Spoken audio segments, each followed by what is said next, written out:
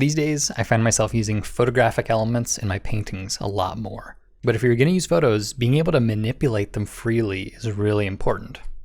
So I found this interesting photo of a kind of a vine-covered tree trunk. And what if I wanted to make a couple extra winding branches or extra trunks?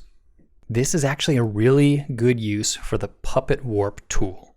So here you can see I've made myself just some extra limbs. I sort of cut one out, cleaned up the edges, and now I can put it wherever I want it. So I might do one here and another one here. And you can see just free transforming is useful. And especially when you go to the warp command, you've got these nice presets.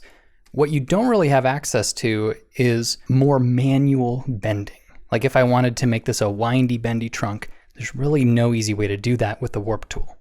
Well, here is where the Puppet Warp comes in. I'm just gonna start by making it a little bit thinner because I want it to be not the primary trunk. Okay, so I like it, it's on its own layer. I say, Edit, Puppet Warp. And here I just start placing pins.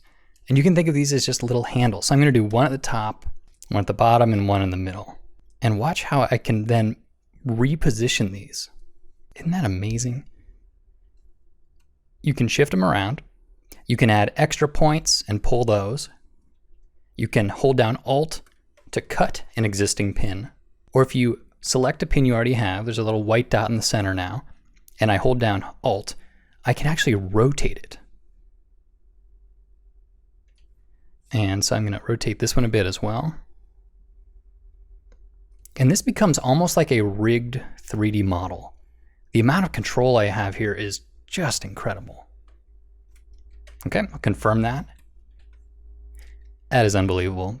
To me, this is just black magic.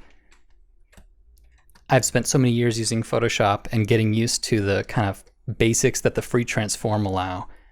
And they're really great if you're doing uniform changes. But whenever you have to do something organic like this, I've had to go back to manual painting. But with the Puppet Warp tool, you can just do whatever you want. Here I can do one more just to really show it off. Okay, so I'll go to Edit, Puppet Warp, add some points here, maybe rotate an existing point. Or I could even add a couple extra points to try and taper this in. So I can kind of put points on opposite sides and push them in a little bit. Really, the control you get with this is unlike any of the other Photoshop tools, as far as I'm concerned. It's certainly not something you'd use all the time, but when it comes to doing a change like this, I can't think of any other way to do it.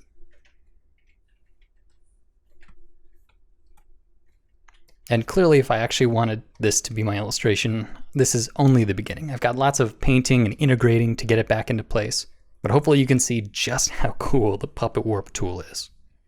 So give it a try. Thanks for coming to the site, guys.